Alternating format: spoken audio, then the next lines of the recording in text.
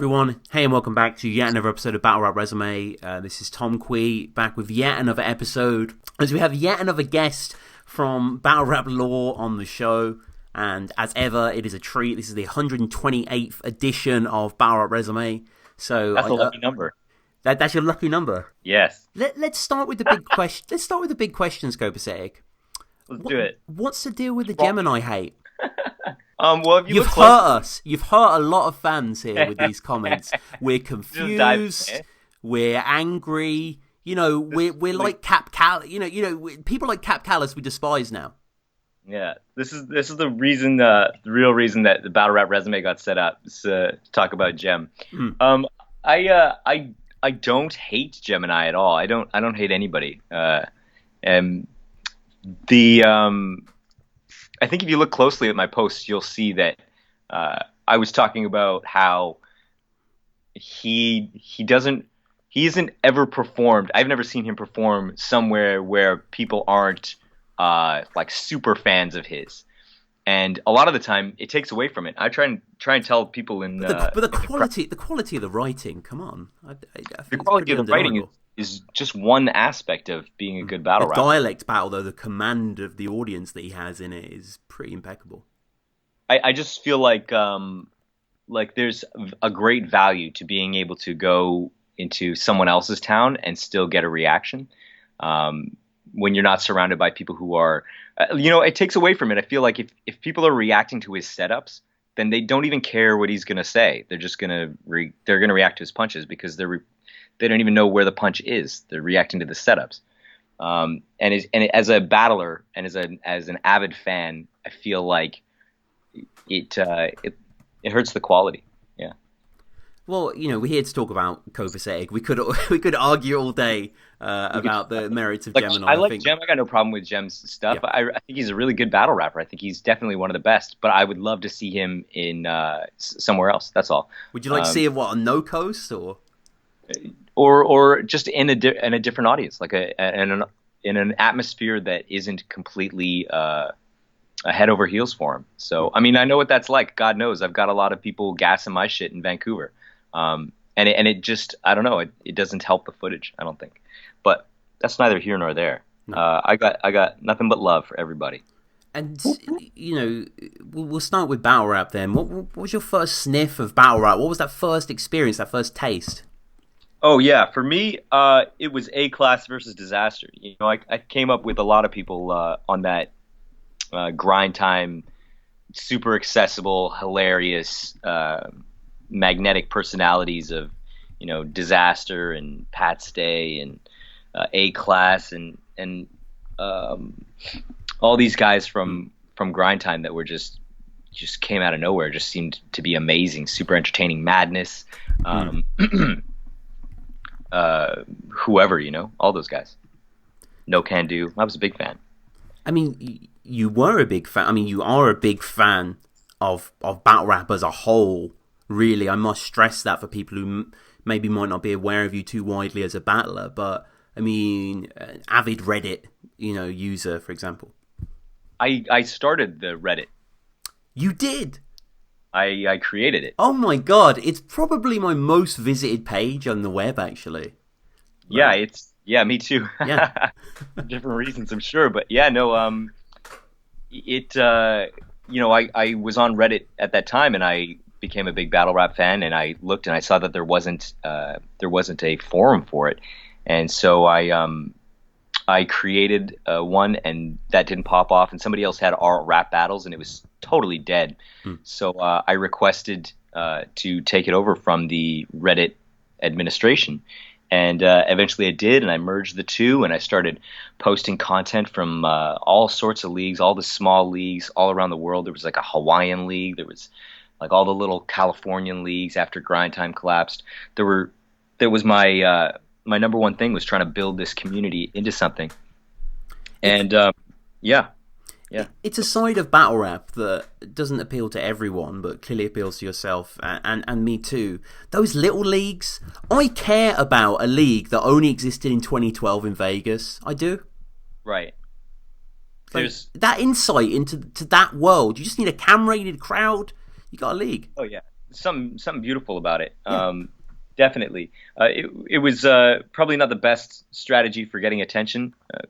Mm. When we started focusing on the URL and KOTD, that's when everybody really built up the population of the subreddit and made it a cool place to be.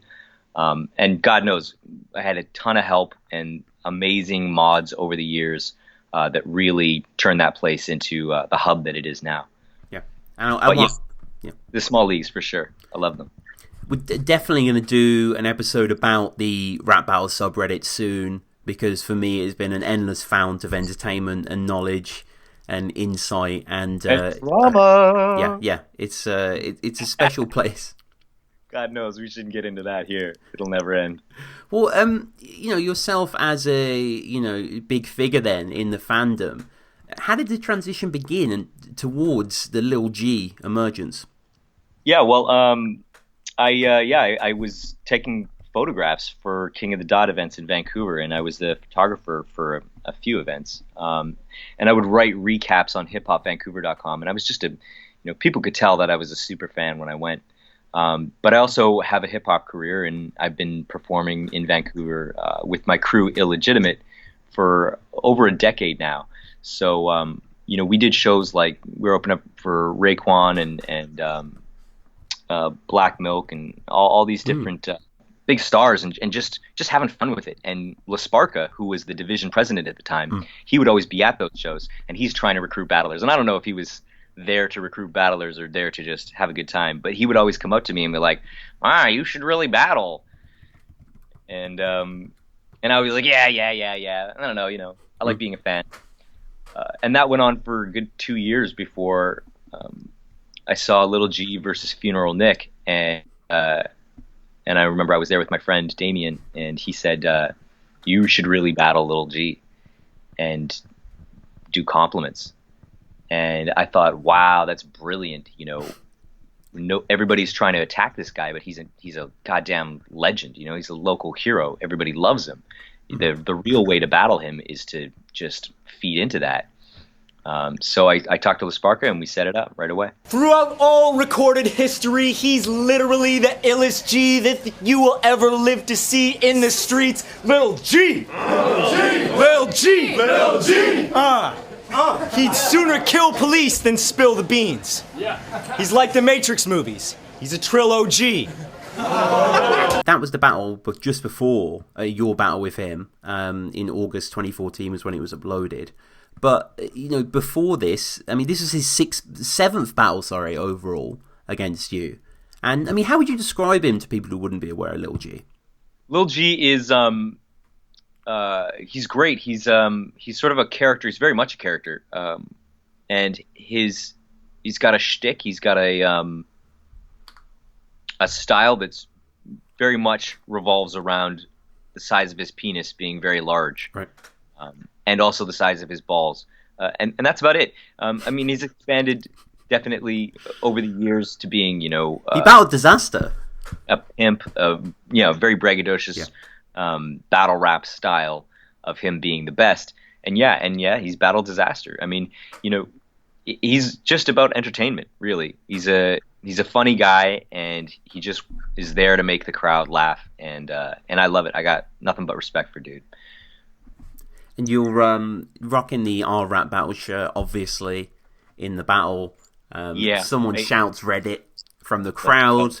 Nice to see a nod to the UK scene here in the intro. Google it, you offer? Yeah, I'm a huge O'Shea fan. O'Shea's in my top 3.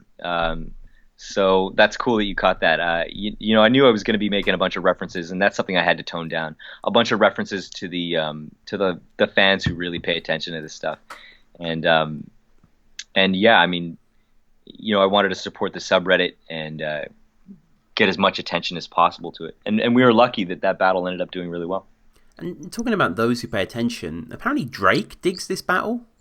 That's really weird, but this is Organic's favorite battle of 2014. And he ended up showing it to Drake. So that's really wild to see that. I think he was showing it to everyone, really. He still talks about it to this day, which is very kind and very humbling. But yeah, we're glad that we were just able to entertain people and make people laugh. Yeah, apparently it was featured on a Dirtbag Dan show as well. Gets mentioned in the comments. Oh, really? That's great. Yeah. So, not sure the episode, but really good time. Yeah. Lil G with the gave your bitch a boner breakfast in the first. Yeah, that really stuck. Hey. Yeah. I have people walking down the street. People who say, your hoe can get it. I talked to Disaster. I don't know, a few months ago. I want to say it was probably last year. I was talking to Disaster on the phone. The first thing he says when he calls me is, "Copasetic, your hoe can get it." He loves that shit. He loves Lil G. And one of the things in Battle Rap that you can always rely on, the eternal continuum of similar tropes, no matter where you are in the world, are the endless food multis, and we get them from Lil G. Your girl's pussy looks like broccoli, and all that sort of stuff. And a little slip up from him towards the end brings to your first verse. And how did you feel when suddenly it was your turn? You were on camera. This is going to be uploaded. I really didn't have any direction. Nobody really. I asked Pigsty, how long are these rounds supposed to be? How do you write? I didn't know how to write bars. I definitely had a thread in the subreddit, because everybody knew this was going to be my first battle, where people were pitching me ideas and pitching me bars, and yeah, I was definitely nervous, but it was a tiny little club, and we were surrounded by friends, and I'm just happy I got it off relatively clean. Yeah. So I think you always have that amount of nerves. I mean, I've seen lots of legends just going over their stuff, and I feel like right before their battle, they have the same feeling that I have. And that just sort of goes away when the lights are on. I don't know. I have a theater and background, I have a background in theater and television and film and commercials and stuff like that as well. So like I'm pretty used to being in front of the camera. I'm pretty comfortable. But there's nothing like being in the pit. That's for sure. Nothing like being surrounded by a bunch of people and having one shot to get it all 100% right. Yeah, I mean, you've got this familiarity with the crowd environment, as you say. I mean, the way you get them to say his name at the start, as a chorus with the voice is great. Like the Matrix movies is a trill OG. You're going with the compliments that we said. That sort of obvious plays through the whole battle. And Lil G again with his dick bars in the second. When this girl sees his dick, she sings hymns from a prayer book, apparently. Oh, wow. It was, it's really, really clever stuff. Great writing. And to go with his character, if people don't know, his physicality really plays into the character of him having a ginormous penis. Some great lines in that one. Really, really funny stuff. I find it interesting that there's King of the Dot, and then there's Ground Zero, but then there's Prove Yourself. Is Prove Yourself below Ground Zero? Yeah, Prove Yourself is sort of like that entry. It would be like the Training Days, right. In a way. But Training Days is sort of like both of them, GZ and PY. Yeah. But PY comes with you have to pay it, so you're not wasting anybody's time. GZ is for more established guys that haven't yet reached the main page. Prove Yourself is like, can you do this? Yeah. Right. So yeah, Prove Yourself is just like a question. Are you this for 3 rounds and not look terrible? But yeah, there's lots of great stuff in PY. I love watching PY battles to this day. I'd love to go back if they'd have me. So it's still going, both divisions, essentially? Sure, yeah. GZ obviously gets a lot of attention now because that's where the majority of battlers, feel like they can make a name for themselves and fight their way to main channel. But GZ's got a lot of great content, on there, and PY is for people like you and I who enjoy tryouts and sure. watching beginners. I really love scouting and seeing people's first attempts. Is there any, I mean, you watch a lot of battles. Is there anyone in the past year or so that you've seen on a lower league anywhere that you thought, oh, this guy could be good? Yeah, that happens all the time. And and sometimes they grow into it and become spectacular, and sometimes you never see them again. And that's just the nature of battle rap at the stage that it's at right now, where there's just so much turnover. You see a lot of guys who you don't even think about it, but then become a big name for themselves. I think about Machete Trevi as one, right? Where he was from the Reddit, the subreddit, as a forum user, and we were excited about his first battle. And then he had a couple good battles, and then all of a sudden he was on GZ, and he was making big moves with his home league, Domain Source DMS in Quebec. And now he's like one of the best guys. Did he battle Hoffa? He did battle Math Hoffa. Jesus. Yeah, no, Domain Source, they take care of their guys there. So they knew he was good, and they gave him a look. They're the same guys who set up Chrome versus JC and Chrome versus DNA. So yeah, they shouts out to them. Good people, great crowds, great hip hop fans out there. Yeah, they take care of their guys, and now all of a sudden you see Machete Trevi. He's like one of the bigger names in GC, and he's scratching at the main channel door. That's very cool. Yeah, he battled Don Dollars before Don Marino. Yeah, yeah, same guy. When we were at World Domination together, that was funny. So this battle, I mean, the crowd reacts encouragingly towards the end because I think people just appreciate a good battle at this early stage. And you both got your stuff off cleanly, as you mentioned before. How are you feeling after the performance? I mean, I guess there's always problems that are seen in the stark light of an audience glare, Yeah, it's euphoric, honestly. We just I think the thing was, when you go to battle rap event after battle rap event and you see guys just tearing each other down all the time, to have a fun battle about dick jokes and backhanded compliments, it shifts the tone so much, and it's so refreshing for people that they react in ways that just, I mean, it's lasted for a long time. A lot of people just know me for the Lil G battle, which I'm grateful for. It's that and not the puppets. Ayo. Yeah, we'll get to that. We'll definitely get to that. I'm glad I watched that battle, and I think a lot of people will be glad as well to have watched it on his recommendation. Like, don't judge a book by its cover. He has wall-to-wall wit, man. He's not like the others. He doesn't care. A whack rapper will cry a ton if he's prepared. It's not tennis, son, but he'll serve you. He's on an evil tear. But the next battler that I want to speak about is a interesting guy, actually. Very unique personality, at least for a Brit watching these lower leagues. Actually, the main battle that I saw of him was on King of the Dart. Had Crafty on the show. We were trialing a new show called It Came From Verse Tracker, and it was basically this show where we just watched like 4 recently released battles randomly from random leagues, and one of the ones we got picked was Rupert Common versus Apiola, and today we're talking about your battle with Rupert. But he's a quirky cat, right? Or I guess he's a pretty, holy cat, a pretty righteous guy. Yeah, he's a very interesting personality and a wonderful guy. I really love him. He's a big part of the community out here.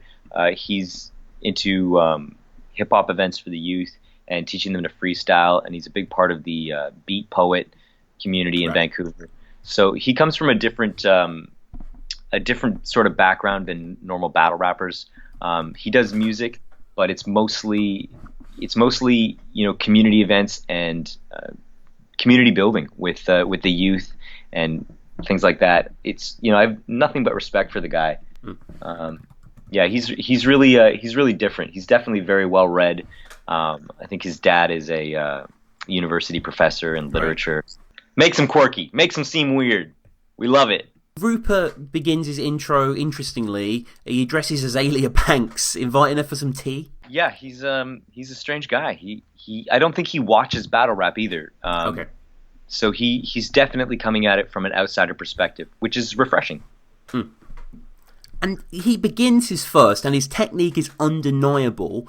And it does have some stuff that's very explosive, I think, on the page more than on the stage. But nonetheless, it's very perplexing but invigorating. And the crowd are sort of bemused. They're quite quiet, aren't they?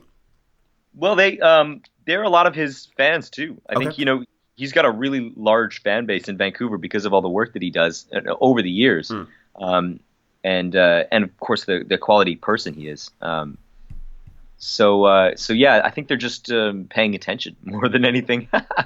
But he doesn't do a lot of bars or like big haymakers that normally would get reaction, the kind of reaction that you and I are used to. Yeah.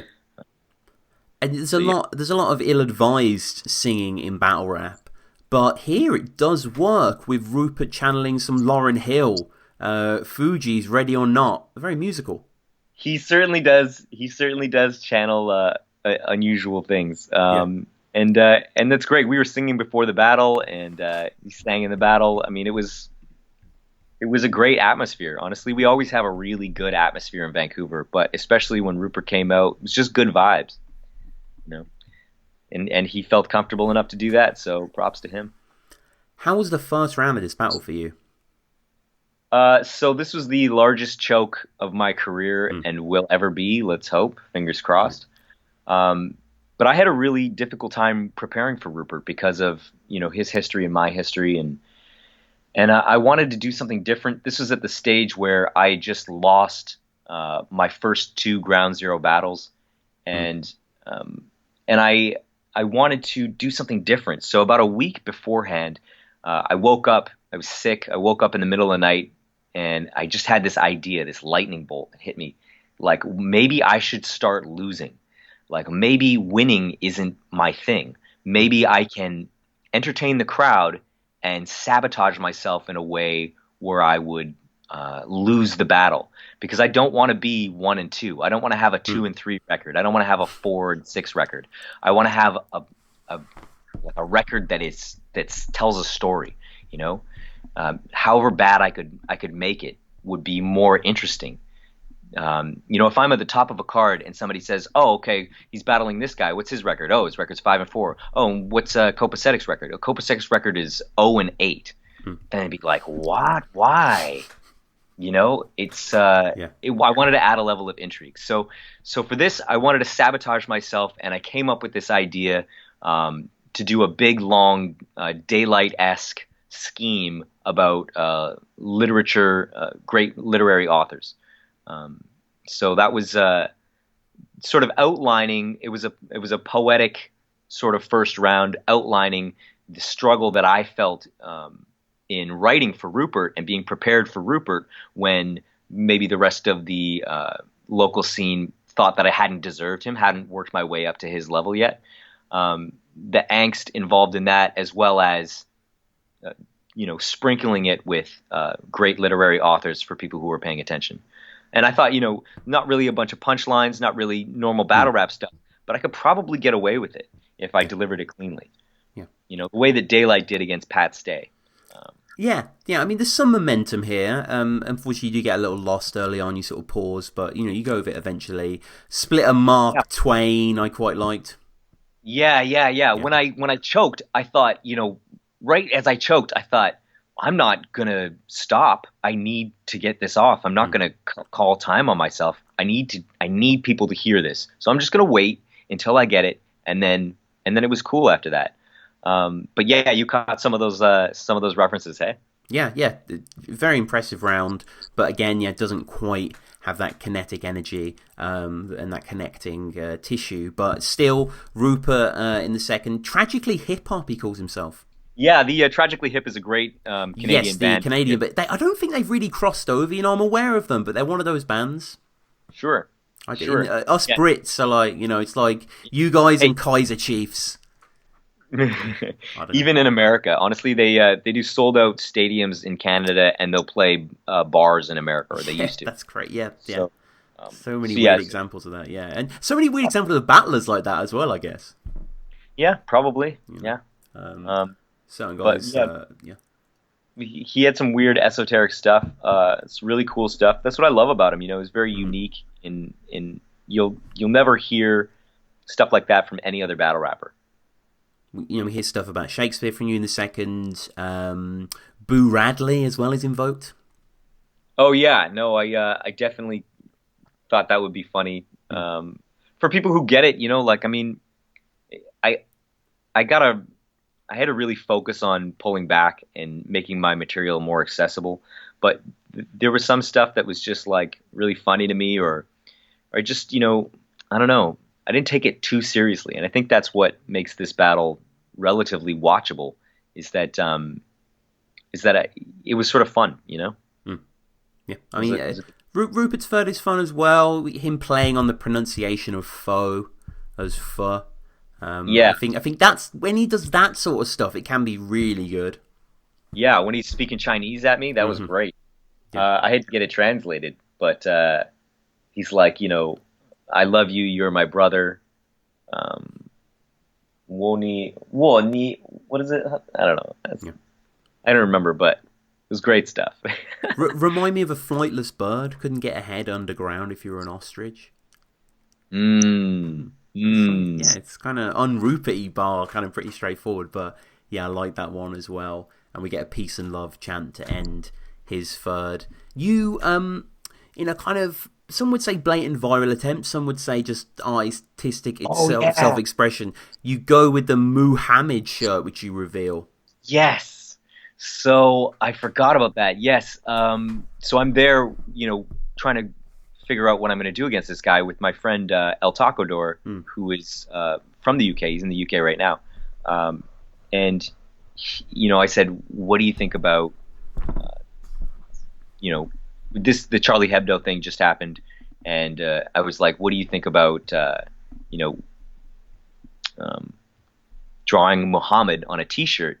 And he's like, you can't do that. You shouldn't do that, and you can't do that. And those are the worst things to tell me if you want me to not do something. So I think like I tried to soften the blow a little bit by making the caricature of Muhammad into a cow and spelling it Muhammad as a sort of joke, a play on that.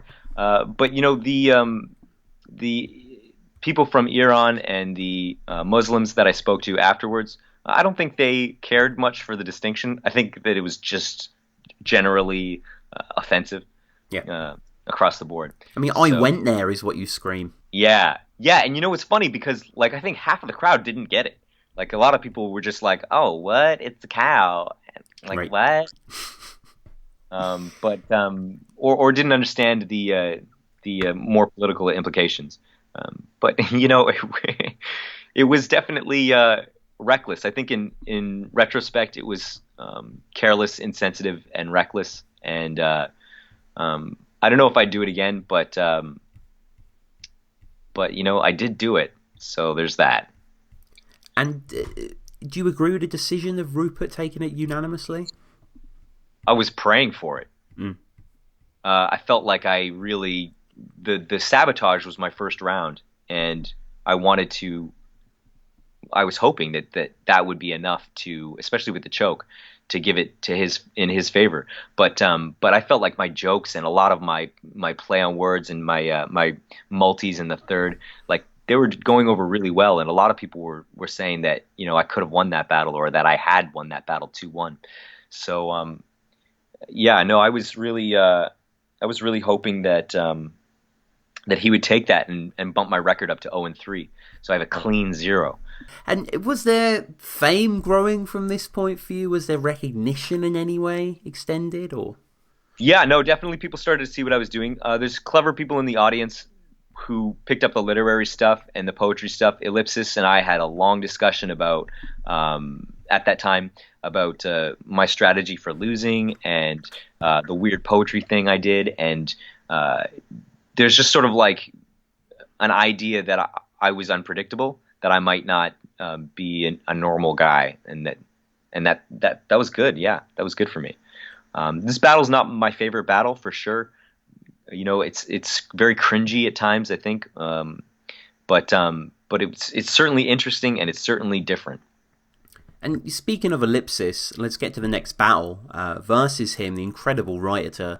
Shout out Illipsis. Recently did an episode with Will Ross, who just had his debut on the Dub Scandal League as Ross. Apparently it was a brilliant tryout. Definitely look out for that to drop.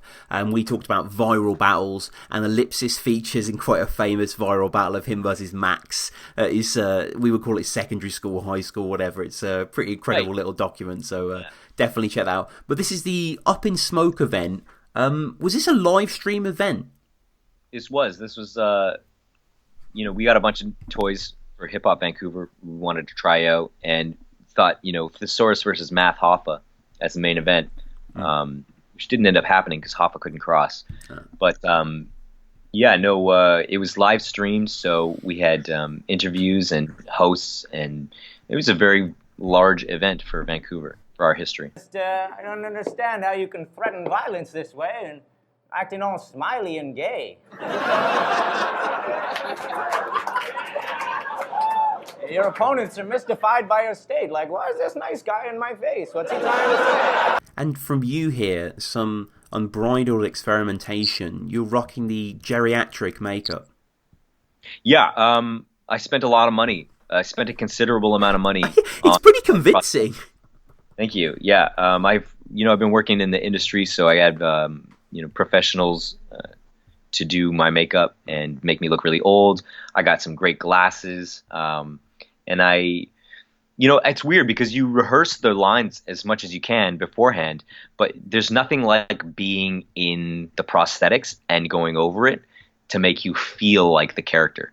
So that performance that you saw is really the first time that I'd been able to be fully in character and perform that material, which is cool. Was this discussed beforehand that you were going to be in this garb, or?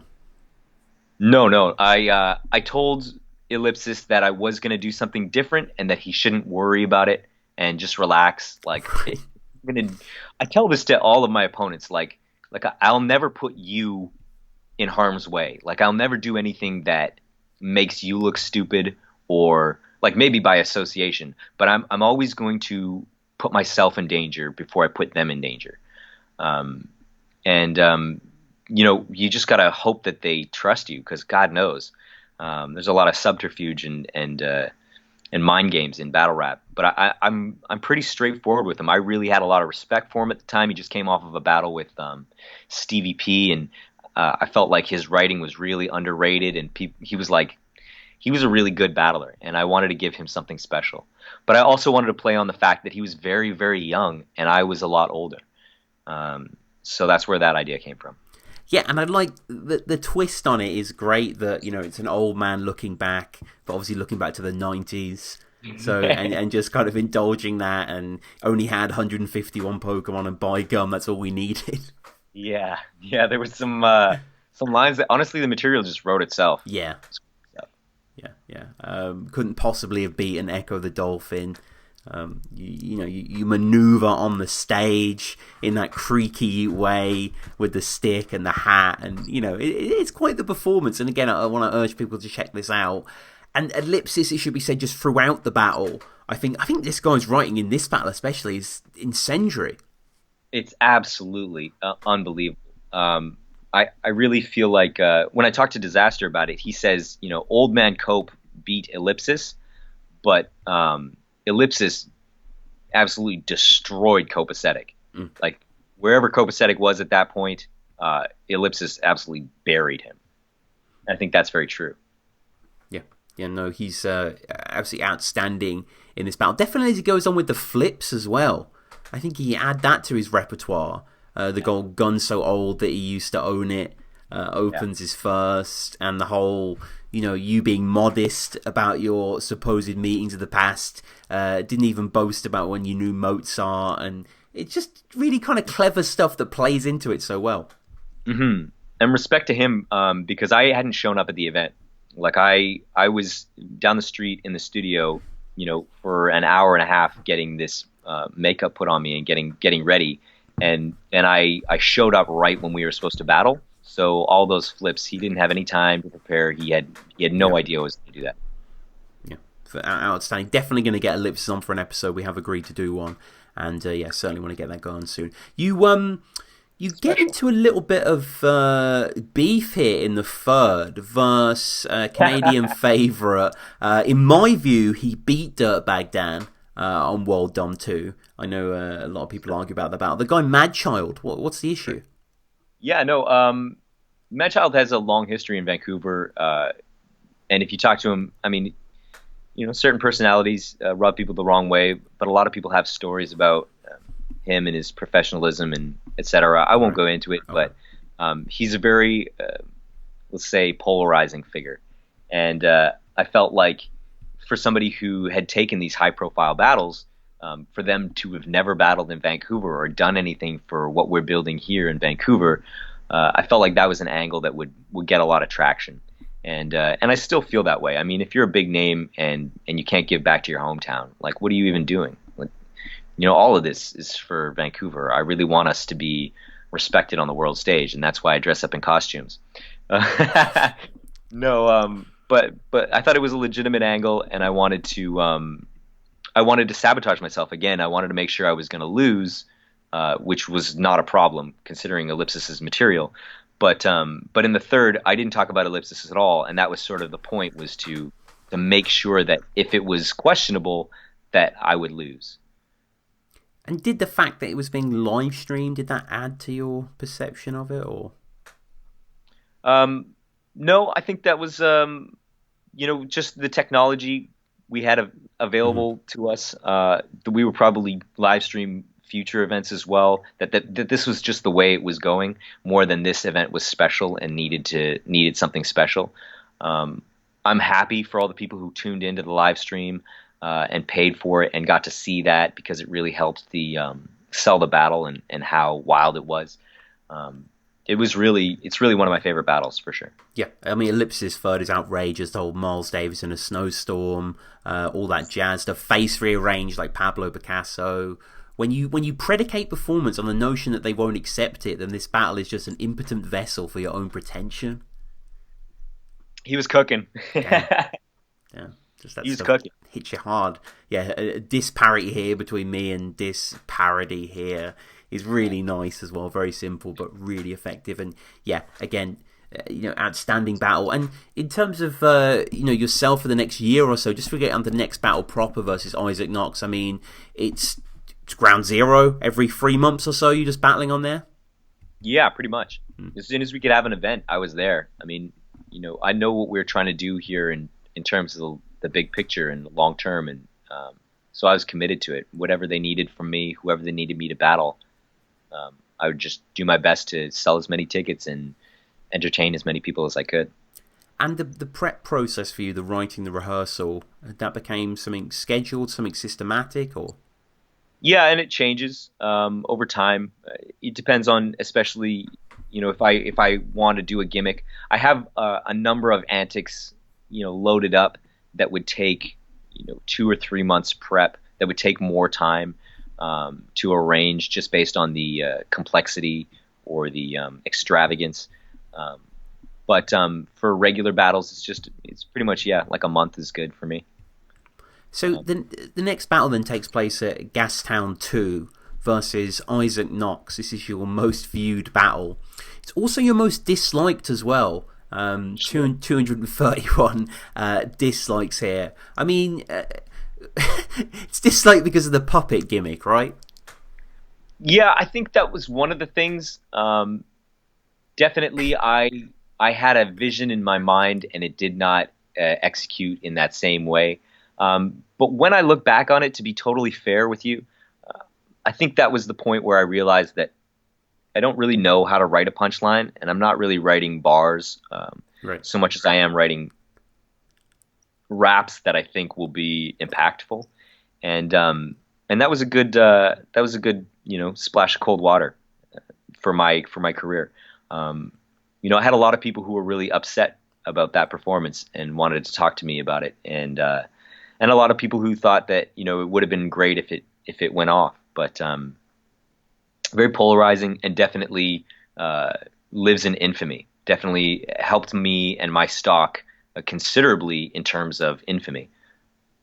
And we'll get into the whole thing as a whole, the whole incident, the debacle, as it were. But the reason why it has so many views is because it's big on Reddit, not just on our rap battles, as we always mention that, you know, you shouted out at the start of this battle, but our cringe as well, which I'm sure you're aware of, which is a fantastic subreddit of videos and the like. And this was on there with about 700 upvotes. I'm not sure if you're aware. A battle rapper tries to use puppet gimmick. Puppet forgets their lines is what it's called. Yeah. You know what sucks is that my homie posted that, and I was like, not mad that he posted, but mad that he didn't tell me so I could get in there and do an AMA real quick. Right. Like I want to be accessible to all the people who are just livid about how terrible and cringy this was. I'm really grateful that he posted. I'm really grateful for all the support. But yeah, no, that's how it went viral. That's how I got all the views. Highest viewed battle to this day. Isaac Knox, he's the illest. He's been in it a minute, doesn't listen to people picking on his Christian traditions. Heck no. He is resistant to the will of the insistent. Hit him with quicker flips than an Olympian gymnast. Hypercritical. All that internal thinking you put in it. Finished with freestyle flips after spitting them like, good riddance. And let's talk Isaac Knox, who always impresses me when I watch his battles. I'm not going to say I've seen lots of him. I saw him versus Carter Deems on Don't Flop when they came to the US, which was a big battle for Carter, I think, in terms of his breakout performances, whatever. He'd been around forever. Like Isaac had been around, really. I mean, this guy's from like 2010, 11, grind time, like Orlando era. Yeah, I have a lot of respect for him now. I don't think I had as much respect for him at the time, but he made a post afterwards saying, "Don't be too hard on Copasetic. He hasn't learned all of the things that he needs to learn to be successful yet." And I remember at the time feeling very much like, well, fuck you. No, I'm fucking know lots of shit. Fuck you. But, over time with hindsight, I realized that what he was talking about was a lot of the fundamentals of battle rap. They were just, I didn't have a good grasp on. And it was very sobering and humbling. And I understand him a lot more, and I understand what he does well as well. And he's very talented, very versatile, very well rounded. Yeah, very well rehearsed, dynamic. I think he's really good in this battle actually. Yeah. And in your second, then we get the Avenue Q shit, where essentially we have the sort of angel devil paradigm, mostly through the devil, and both are sort of perched on your shoulder, guys between. Anyone who's seen the sort of Finding Nemo musical, you get these guys between the thing displayed quite blatantly. It's definitely original. I've got to give you that, Copasetic. Hey, that's my lane. Let's go. So there was the issue about whether or not to bring up his religion. Is I didn't want to go in on religion or the fact that I didn't want to go in on the obvious angles. I didn't know what to do, and I wanted to relay that to the audience, much like the Rupert battle. I wanted to relay my struggle with performing, and so to do that, I had to have a conversation with the devil on my shoulder about what is the limit in battle rap. What is pushing it too far? What's for entertainment, is there a line? Should you go too far? For views, for whatever. And yeah, in my mind, I felt like it was really eloquent, well-written conversation, and that would be funny and would have moments that were entertaining to people. But we didn't, in all fairness to Joey Malice and DP the Mercenary, who were the devil and angel respectively on my shoulders, I don't think we practiced enough. I definitely had the material down, but I don't think I incentivized them enough to rehearse it, to have it down. And then it's a big show. This is our largest show to date. So much attention on it. The lights, the crowd was huge. The Fortune Sound Club was absolutely packed. So I think there was a lot of pressure on them.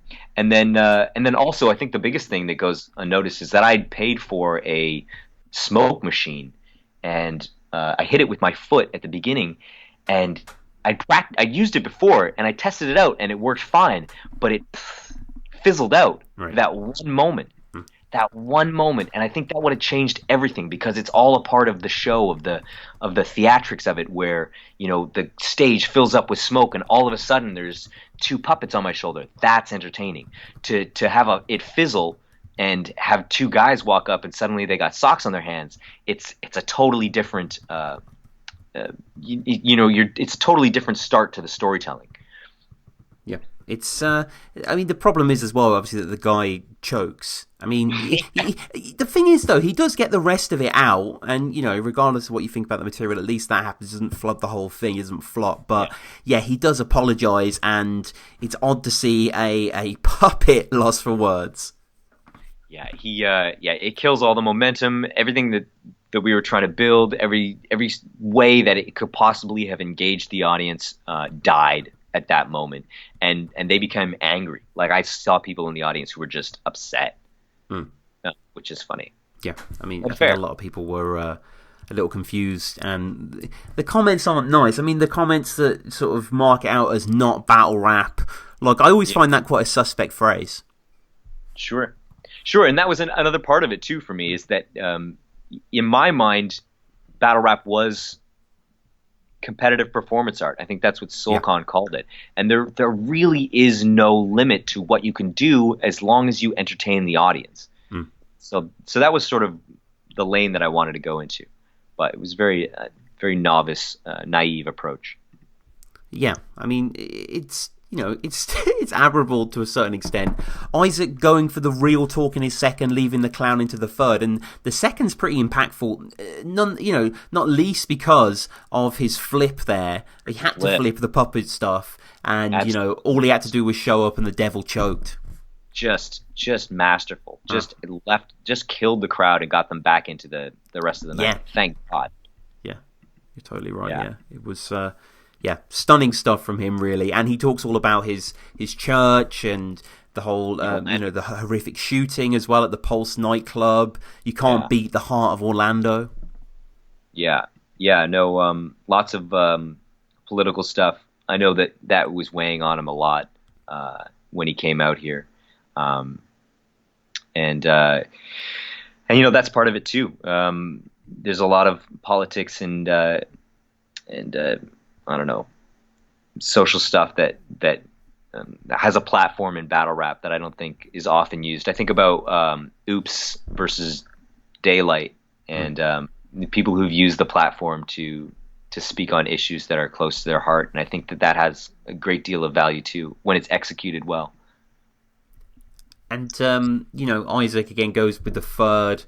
I bet you love epic rap battles of history and that sort of stuff. He has a real command of Maltese that I do find quite interesting to watch, and altogether he beat you pretty soundly, I'd say. Oh yeah, I got my ass kicked. Yeah, it was. There's no debate there. I'm not. Well, I think I got around. No, I think that was the other thing. When I said it's sobering to think about how little I knew about battle rap, I go over that material and I think, this isn't good. This is not a punch. This is not a punch. This is just mean things that I'm saying, and this is not convincing anybody. Like, besides the puppets, in retrospect, I don't like my material. There are some things here and there, but for the most part, I really feel like that was a big turning point for me and taking myself seriously as a battle rapper. Yeah, and you just kept battling, really. You never seemed to tire. Was this just a endless well you could draw upon writing-wise? I think that... you mean in general for that battle? Yeah, just in general. Oh, yeah. Well, I'm still a fan, and I'm passionate about growing the art and the sport, whatever you want to call it, here in Vancouver and abroad, wherever. I feel like there's so much value in so many different ways to building these communities. And like you said, the small leagues that last for 2 years in 2010 and then disappear. There's something that is a lot bigger than I think what most people understand battle rap to be, and that's the community behind it. Is the opportunity for young men and women to express themselves creatively in a positive environment that just that helps build their confidence and build who they are as human beings. I think it's huge. When you talk to all of the top tier people and the big names in battle rap and ask them, what has battle rap done for you? I think a lot of them have a lot of positive things to say about how it's shaped their character, their work ethic. There's lots of it, to be honest. I think it has great value beyond just fart jokes and insults. And the next battle I want to focus on is a battle against someone we love here on Battle Rap Resume. There has been a brief time when he was a nemesis of the show, when he accused me of being a culture vulture, but we settled that on a classic episode of years gone by. Shout out to Micky Worthless every time. KOTR at the moment is wrapping up. Their 5-year plan is almost over. I think it's got about 6 months or so to go at the time of us recording this. But you versus Micky, I love this matchup when it was announced. I was a fan of you by this point. This must have been a fun prospect.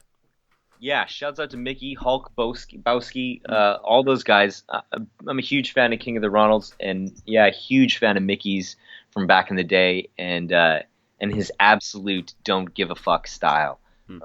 I just am in great admiration of that. And how was this constructed? I think that I've been working hard for the division, and I've been selling a lot of tickets, and that's huge too, bringing people out, getting them involved, to the point where I think as well the battle before that was the battle after the puppets, where I was told by management to start, taking it seriously. And then I put that effort in. I sold tickets. I took it seriously. I had a normal battle. So I think I was rewarded here with a bigger name like Micky. And honestly, I like the match. Like you said, it's a great style clash. People are going to have fun, and it's going to be silly. And that's really what we wanted to do with it, was just have fun and be silly. This is Surprise Party 2. Cool to see Organic in the building. Yeah, very cool. Every once in a while, he comes out, and it's great to have him in the building to see all of our talent and what's happening in Vancouver with the community and with the audience. There's a lot of, like I said earlier, it's a revolving door, but at that point, Illipsis obviously had really stepped up his game a lot and been getting big names. And Sketch Menace was a part of our division, as opposed to, he was living in Vancouver and a part of what we were building. That. And just checking out our talent is really cool. We were really grateful to have him out. I definitely wrote the last 4 bars for him, for sure. And I love the fact that it's judged by KOTR rules. Oh yeah, so this was the end of my run. Yeah. I beat Stevie P for the longest losing streak and most losses in a row.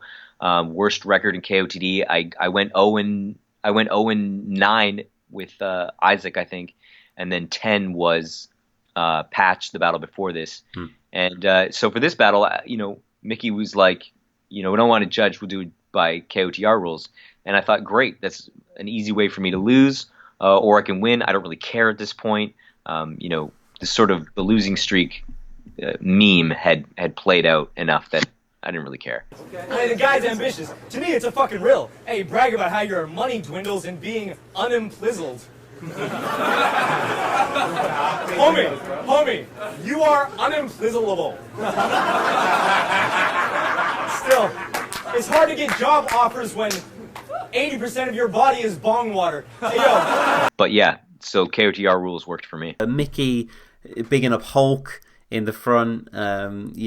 Fuck don't flop all fucking day, she Sketch Menace says in the intro, and Organic shakes his head, which is interesting. Micky bigging up Hulk, as I say, Bowski, everyone else. Micky beginning by talking about Sketch's girl. He shouts Micky loudly, I'm Micky, as he always is. Chris Novoselic is mentioned, which is quite nice. But nobody in that room knows who that is. Yeah. It's a very, very arch reference. But from you, Cope, I have to say, I think this is some of your best material. I really enjoyed your stuff in this battle. Oh, thank you. Yeah. And I think that comes with having less pressure. I mean, I don't know how much of that was freestyle, but God knows, Micky is just the pure entertainment. you put a camera on him, and he's just gonna go. So yeah, it took a little bit of the pressure off of having somebody going for my throat.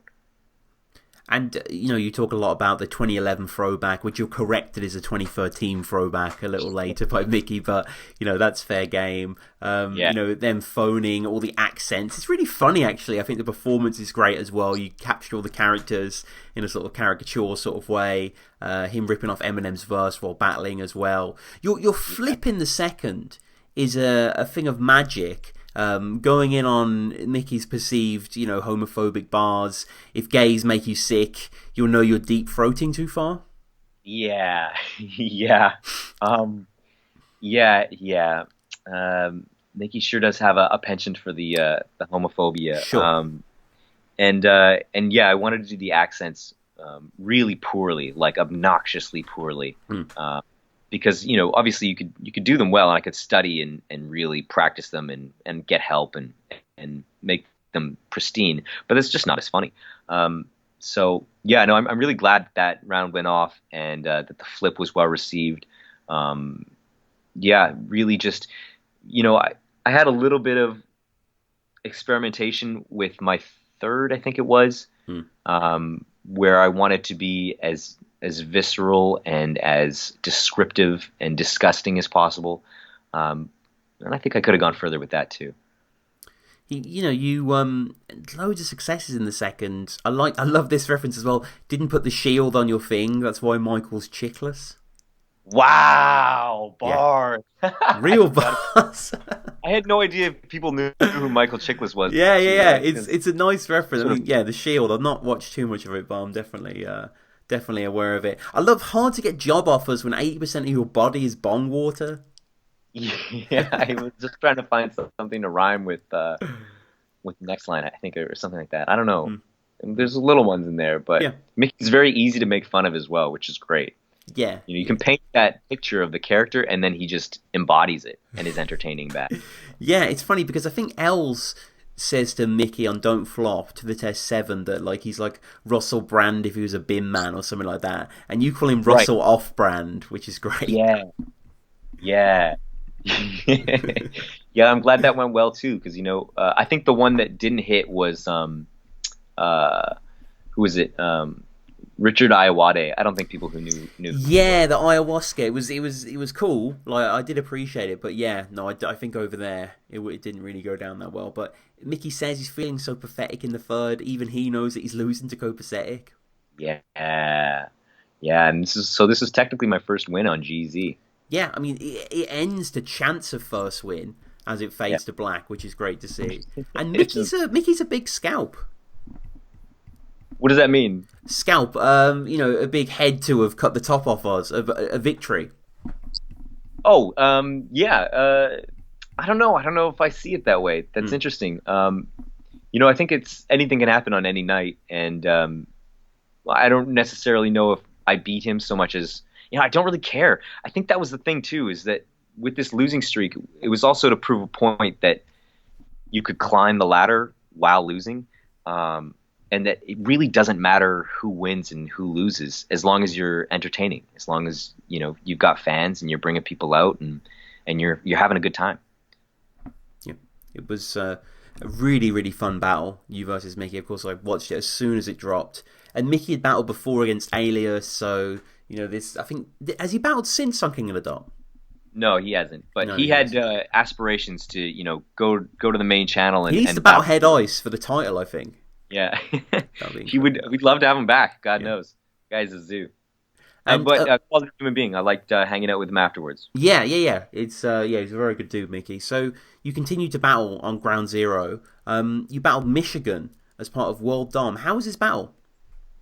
So that battle was a big test for me. I think I wrote my best material, period, versus Michigan, but. The crowd wasn't. I don't want to put it on the crowd. I think as an MC, you should be able to rock any size crowd. But also my material, the choice of my material. I had some more subtle jokes at the beginning, and really what you want to do is get them on board right away, as opposed to hitting them with subtext and more subtleties.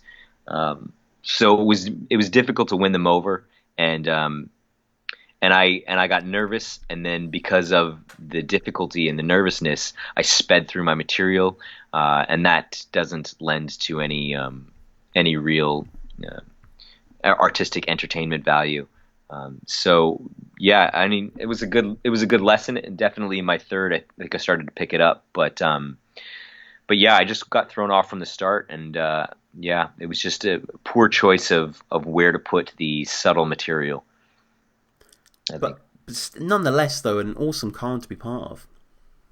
Sure. I'd always dreamt of being a part of world domination. Obviously, I'm a big fan of the international battle rap community, so I was stoked to meet a lot of people that were my friends and that I'd watched from afar. People from Australia, Dundee, Vega, people from the UK. It was great to meet Bobby Rex. He's a real character, and just to be a part of that whole thing was very special to me. Head Ice and Charlie Clips were talking to me afterwards, and they gave me a lot of great advice, and they're great guys. So shouts out to them. And that that'll stay with me forever. But I definitely wish that I had done better or was more prepared, better prepared. I don't know.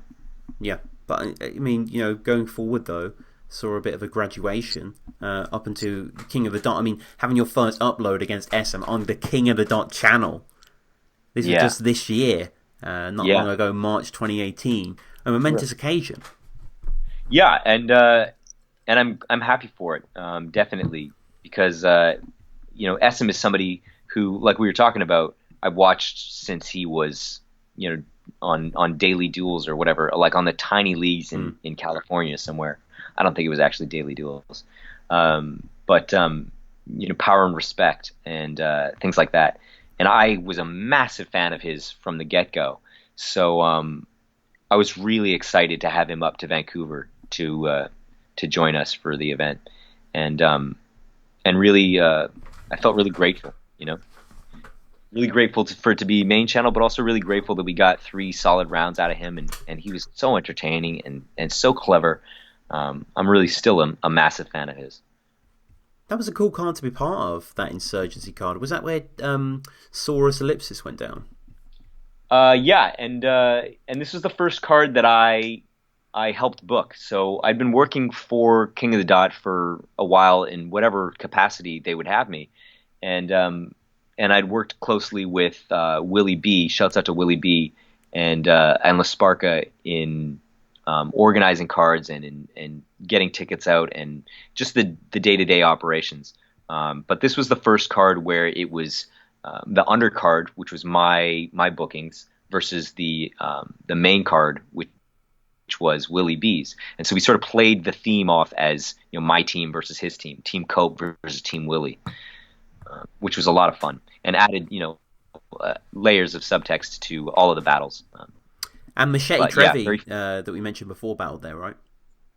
Yeah, exactly. And he had GZ of the Year against APOS, and just a really spectacular battle that showcased his freestyle ability, his great writing, and his humor chops. I thought he really proved himself there. It was really, really great battle. We were lucky to have it. And the last battle that I want to focus on is your most recent battle. This just came out under a month ago, September 2018. Sure. This is yourself versus Marvwon. Keep booking this man. He travels lots, his branding's hot. You can't listen to the haters. They're hacks and they're frauds. He made this channel pop. And suddenly a little stammering and lack of applause, and now you think he's choking? It's called a dramatic pause. This is, again, wonderful matchup. Never would have predicted this, really, when we were early going through the Lil G battle, but here we are, and you definitely rose to the occasion. Dream come true? Yeah, Marv is a legend, and I have nothing but respect for him. I think it was really challenging. When I watched his battles, I watched all of them in close detail in preparing for this and how I would approach it. And God knows, I just wanted to do a normal battle. I swear to God. But I couldn't, I don't know. I couldn't do it, I guess. It was you rock the T-shirt of his face in the battle. Yeah. So for this one, I had to. The material I had was great, but it was straightforward. And the last, 5 people that battled him, they all had straightforward material and talked about the same things that I was talking about because they're obvious angles to take. And Marv freestyles, and that's all well and good. But when he leaves the event, he's Marvwon, and they're no name whoever the fuck. So like it was important that I not do that. I didn't want to be forgotten. I wanted to give them something different. I wanted to give Marv something different. I wanted to give him something special. So I created a character, which is difficult without the makeup and the prosthetics or whatever, because a lot of people I think online felt that was who I was. But I was creating a super fan to do the Lil G thing, basically, again, where I would compliment him in ways that were actually angles. Yeah, I mean, you say you listen to your inner Marv and lost all your battles as well, and right. You're the selfie in the battle. Yeah, I thought it would help, establish the character as a super fan. I think that was really important. Is I sacrificed a lot of rhyming and punchlines in the beginning because I really wanted the audience to get on board with the fact that I'd been a fan from the beginning. I threw out, I mentioned his earlier musical projects and that I would listen to it, on my way to school as a way to really establish the character. The having his face printed on my T-shirt was also part of that. Any way to really. I needed them to be on board with me the whole way, because if it was at all ambiguous, it wouldn't work. The end wouldn't work, and then I would have another Isaac Knox situation on my hand. Yeah, I think you walked the tightrope well. In the first, again, they saying like league owners don't appreciate your freestyling just because they pay for 3 rounds, which is really nice. The whole fat shaming tweet that he did as well, that he plays into the conversational rebuttal, which is really funny. And there's a good energy in the ring, certainly, and he's not bad. I mean, it's kind of what you expect Marvwon to bring for Copasetic. You know what I mean? Truly, I'm a nobody. In a nice way, but you know what? It's kind of But it, and I originally thought, oh, okay, cool. He's mostly freestyling. But when you watch back, it's there is a lot of really good stuff in there. Like I smell like earring backs. But just like he said, bring the trees, and he brought the rope with it. And there were a bunch of he had a lot of good material in there that I really liked. But it's definitely in a more casual, relaxed delivery that you come to expect from Marvwon.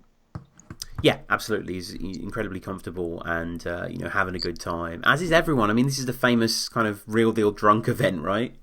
Yeah. I mean, well, which one? Yeah, right. But yeah, all of the battles that night, every single battle, all of the rappers got all their material off. It was all very entertaining. I think this was the most successful event that we've had in Vancouver history. Yeah, well, I mean, the crowd are enjoying themselves there. Yeah. Sure. And Marv has some great lines. I love the family running in the van like Little Miss Sunshine. I mean, to all that Greg Kinnear shit. Yeah, right. Let's go. It's fine. Yeah, he had a bunch of stuff that really hit. Some schemes, some just straight wordplay jokes, clowning on me. Very, very clever guy. And the whole shouts out to the Drosies, all the boys there in the back, just enjoying it, just having a good time. You got Chiller, you got Real Deal just watching you work. It's pretty cool. Yeah, Quest kept egging me on, like you better lose this one, you better win this one. I don't know. It was a good time. And what about future plans? Are you going to battle again this year? The Marv one went well. I'm really happy with that as a piece of content that people can watch from start to finish, and I'm very grateful that there were a lot of people who appreciated the sort of antic and the route that I went there. But the antics are very dicey, and I want to use them if I can be sure that they'll be entertaining.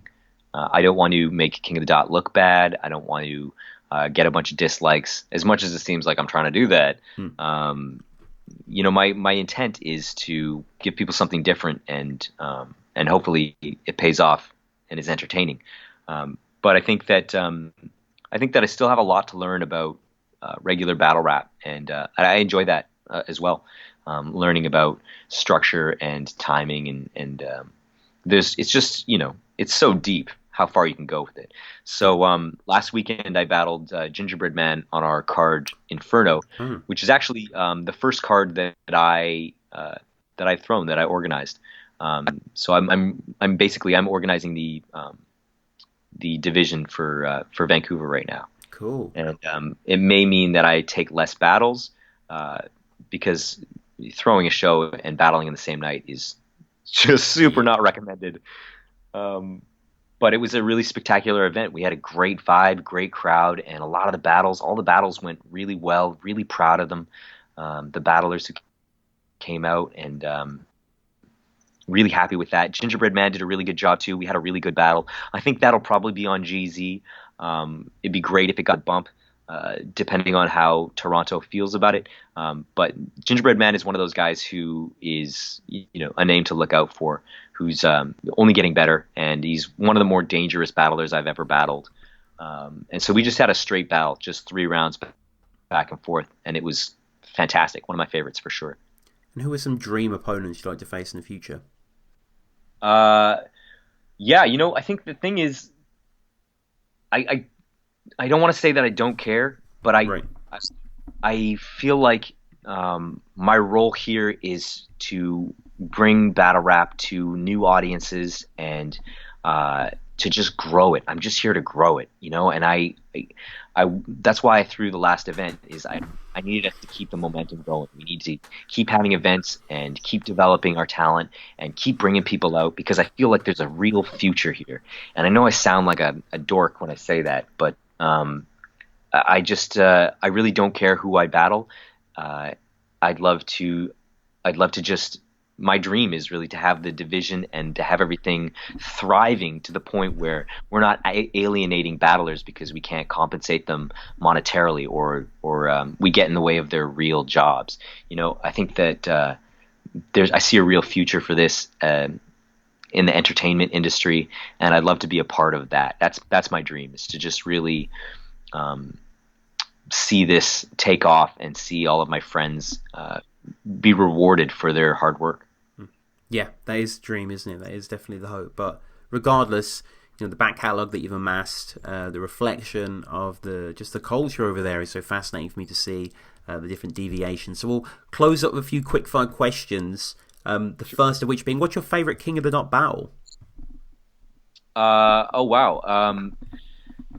I don't know if I have a favorite. Definitely watching live Pat Stay versus Daylight was hugely influential for me. I was there. I battled Caveman on the undercard for that.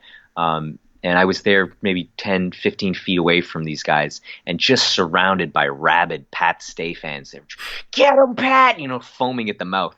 And Daylight's nowhere to be seen.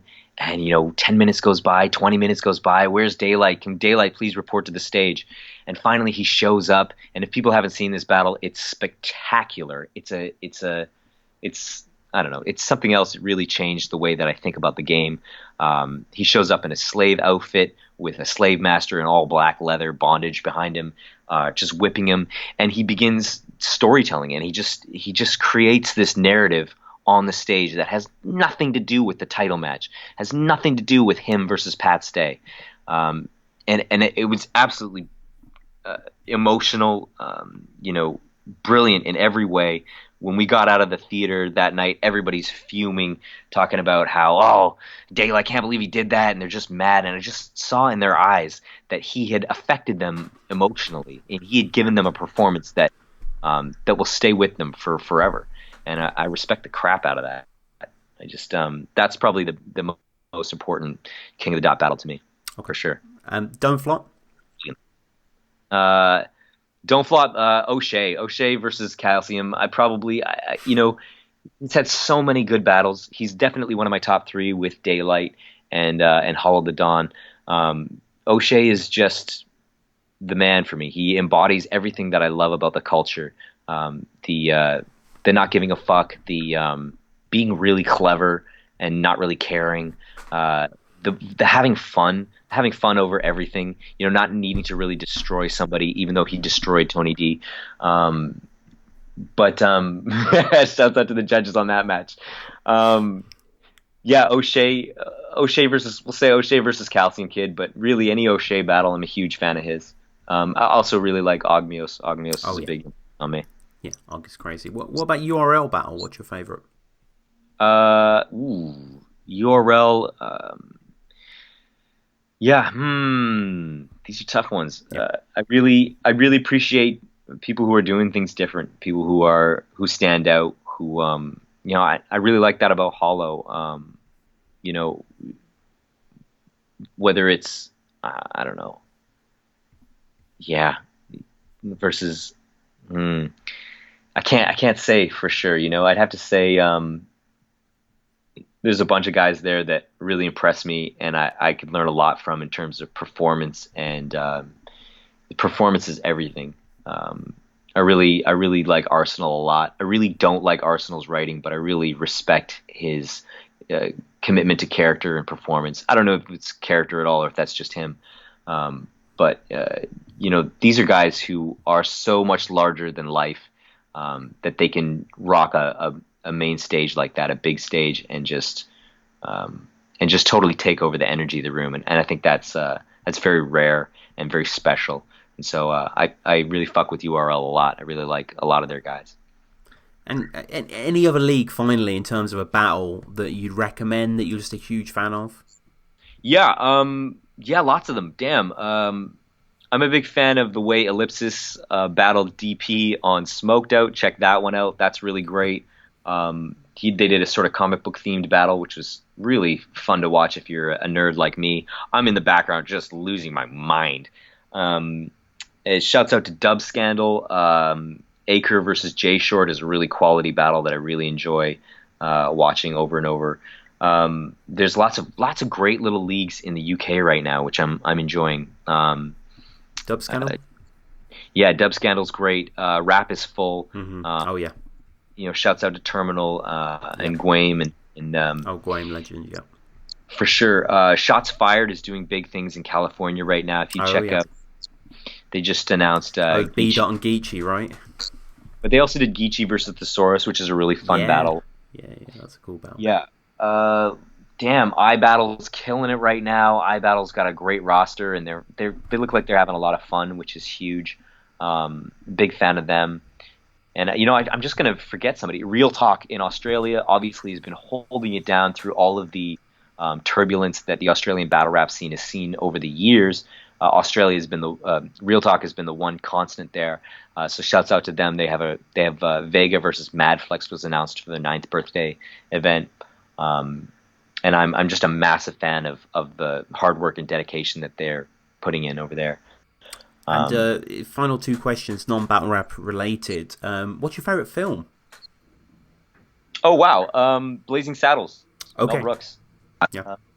Absolute classic. Love it. I could watch it over and over again, still laugh. Okay, so cool. funny. Yeah, I don't think anyone's said that before, so that's a cool answer. What about favorite musical band or artists that are in no way hip hop related? Oh wow, yeah, I have a lot. I definitely feel like over the years, a way to separate myself from other rappers was to listen to as much different music as I could. So whether that's country with Blue Rodeo or jazz, I listened to a lot of Miles Davis and when I was a kid, and or musicals, rock. I listened to a lot of Mike Patton. Yeah, I'd say that. I'd say it's a very wide range and diverse influences that brought me to the weird wacko that you're talking to today. And I guess finally, how do people get at you? Your socials, anything like that? Yeah, I'm Copasetic, KOTD, on Twitter. I'm Copacetic Souls pretty much wherever else. Not as any part of my name, but it's as a necessity to differentiate myself from the other Copasetics out there. You bastards. Yeah, just hit me up on Facebook. I'm very approachable. I talk to everybody. I like to have a good rapport with everybody. Yeah, that's where you can find me. Yeah, for sure. And again, I want to urge people to go check out the battles that we discussed today, and all the ones we haven't as well. It's been great making these notes. It's been a great conversation as well. Please follow the show at battlerapresume. Get in touch with me, battlerapresume@gmail.com. Patreon is there. Episodes like this go on the Patreon first. You can access them on your phone as well. On the higher tier, you can download it straight to your phone like you can a podcast. They'll be on there, months before they come out on the main channel. iTunes, leaves a review, please. Go on the Rap Battles subreddit as well. We will be doing the episode in the future shortly about the subreddits. I don't really know what it's going to be, a general sort of reminiscing, whatever. But Right. Cope, this has been so good, man. Thank you very much. Yeah, thanks for having me on, and thanks for everything that you do for the culture as well, man. It doesn't go unnoticed. We really appreciate it. No, I appreciate it as well. It's just fun to do, really, and to have the opportunity to do that. It's like kind of having my own league in a way. It's like if you want to do a podcast, you only need a mic. That's all you need, really, and Skype, and you can talk to people. So, but yeah, again, this has been good, man. So appreciate your time. Cheers, you too. Have a good night.